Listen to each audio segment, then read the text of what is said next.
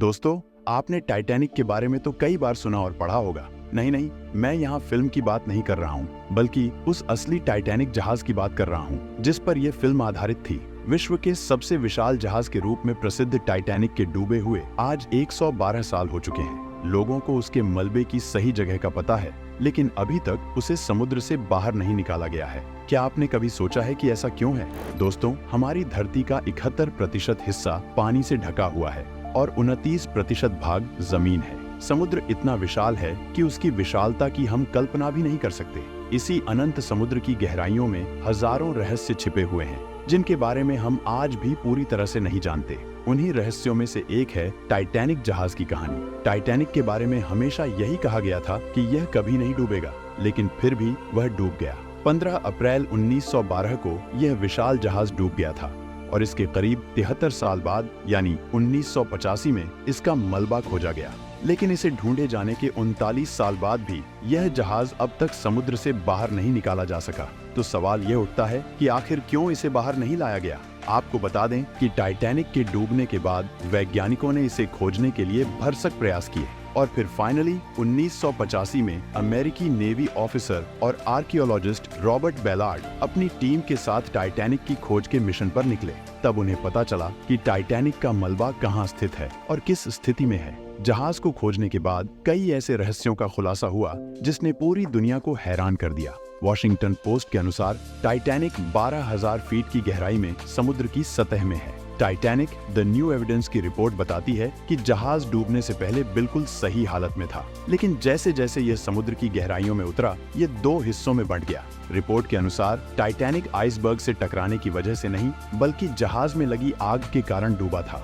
जब खोजकर्ताओं ने जहाज का मलबा पाया तो उन्होंने देखा कि उसमें मौजूद कई चीजें अभी भी वैसी की वैसी थीं। टाइटैनिक को समुद्र से बाहर लाने की कई कोशिशें की गईं, लेकिन वैज्ञानिकों ने जल्द ही समझ लिया कि ऐसा करना लगभग असंभव है। हालांकि हाईटेक सबमरीन और शक्तिशाली मैग्नेटिक तकनीक की मदद से इसे बाहर लाने की कोशिश की जा सकती है, लेकिन इस काम में कई चुनौतियों का सामना करना पड़ेगा। सबसे बड़ी चुनौती है टाइटैनिक का भारी वजन, जो लगभग 46,000 टन है। इसके अलावा पानी का जबरदस्त दबाव जहाज के वजन को कई गुना बढ़ा देता है। टाइटैनिक जिस स्थान पर डूबा है वह समुद्र की 12,000 फीट गहराई में है, जहां चारों ओर घना अंधकार है। वहां तक सूरज की रोशनी भी नहीं पहुंच पाती। इस गहराई में तापमान भी सिर्फ 1 डिग्री सेल्सियस रहता है। ऐसी प्रतिकूल परिस्थितियों में किसी इंसान का इतनी गहराई में जाकर सुरक्षित लौट पाना बेहद जोखिम भरा होता है। ऐसी स्थिति में मलबे को बाहर निकालने की बात करना लगभग असंभव है। वैज्ञानिक अब तक इतनी ताकतवर सबमरीन नहीं बना पाए हैं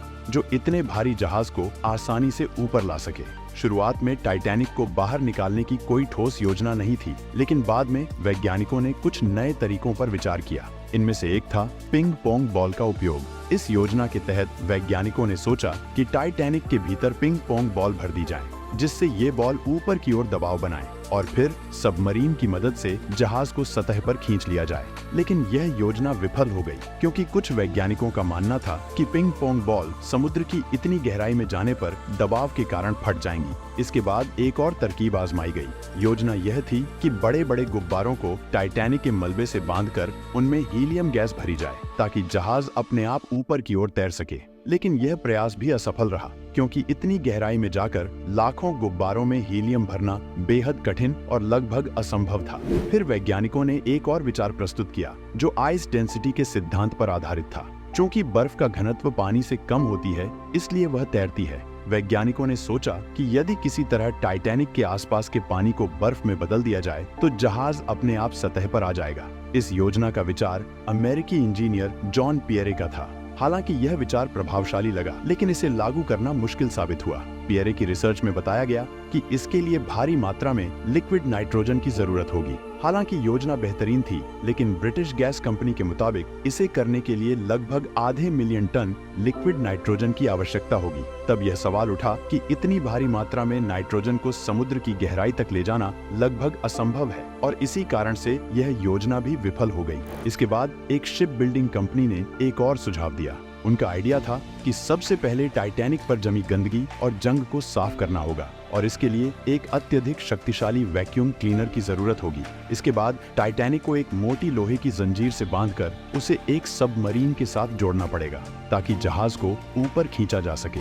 लेकिन इस योजना को सफलतापूर्वक पूरा करने के लिए 20 मिलियन किलोवाट बिजली की आवश्यकता होगी। इसके अलावा बिजली पहुंचाने के लिए उपयोग किए जाने वाले वायरों के फटने का भी खतरा है, जिससे यह योजना भी आगे नहीं बढ़ सकी। कई कंपनियों ने बाद में भी टाइटैनिक को समुद्र से निकालने के विभिन्न प्लान बनाए, लेकिन यह काम इतना महंगा है कि इसकी लागत की भरपाई करना संभव नहीं है। यदि किसी तरह भरपाई संभव भी हो तो इसके लिए 100 साल से भी अधिक का समय लग सकता है। हालांकि टाइटैनिक से लोगों की भावनाएं जुड़ी हैं, फिर भी कोई भी कंपनी इतने बड़े पैमाने पर जोखिम उठाकर इसे बाहर निकालने के लिए निवेश नहीं करना चाहती। अगर हम वर्तमान की बात करें तो टाइटैनिक का मलबा अब तेजी से गल रहा है। रिपोर्ट्स बताती हैं कि समुद्र के भीतर यह मलबा तेजी से सड़ रहा है और ऐसे में इसे बाहर निकालने का कोई मतलब नहीं है। अगले 20 से 30 वर्षों में टाइटैनिक का मलबा पूरी तरह से गलकर समुद्र के पानी में घुल जाएगा। समुद्र में मौजूद बैक्टीरिया टाइटैनिक के लोहे को तेजी से नष्ट कर रहे हैं, जिससे उसमें जंग बढ़ता जा रहा है। ये समुद्री बैक्टीरिया प्रतिदिन लगभग 200 किलो मलबा नष्ट कर देते हैं। इस तरह टाइटैनिक की शेष आयु अब बहुत कम है और मलबे को बाहर निकालना केवल व्यर्थ की कोशिश होगी। लेकिन साल 2023 में अटलांटिक महासागर में डूबे इस जहाज की चर्चा फिर से तेज हो गई थी। इसका कारण था कि टाइटैनिक के मलबे को दिखाने गई एक पनडुब्बी लापता हो गई थी। ओशियन गेट कंपनी की इस पनडुब्बी में सवार सभी 5 यात्रियों की मृत्यु हो गई थी, जिसने इस हादसे को एक बार फिर सुर्खियों में ला दिया। कुछ लोग इस तरह के एडवेंचर्स की काफी आलोचना कर रहे हैं। उनका कहना है कि जिस जगह को एक तरह से कब्रगाह माना जाना चाहिए, उसे पर्यटन स्थल की तरह दिखाना सही नहीं है। वहीं कुछ ने ऐसे एडवेंचर्स की तुलना आत्मघाती मिशन से की है। हालिया घटना में शामिल लोग भी इसी मलबे को देखने गए थे और यह दुखद घटना हुई। टाइटैनिक को लेकर एक समय कहा जाता था कि इसका डिजाइन ऐसा है कि यदि किसी एक रूम में पानी भर भी जाए तो वह दूसरे रूम में नहीं पहुंचेगा। आश्चर्यजनक यह है कि जब इस जहाज का प्रचार हुआ था तब इसे कभी न डूबने वाला जहाज कहा गया था। इसकी वजह थी कि जहाज में कई वाटर टाइट कंपार्टमेंट थे, जिन्हें इस तरह से बनाया गया था कि अगर 4 कंपार्टमेंट में पानी भी भर जाए तो भी जहाज सुरक्षित रहेगा और डूबेगा नहीं। फिर भी टाइटैनिक को लेकर आज भी लोगों के मन में कई सवाल बने हुए हैं। उनमें सबसे बड़ा सवाल ये है कि आखिर कभी न डूबने वाला टाइटैनिक क्यों डूबा?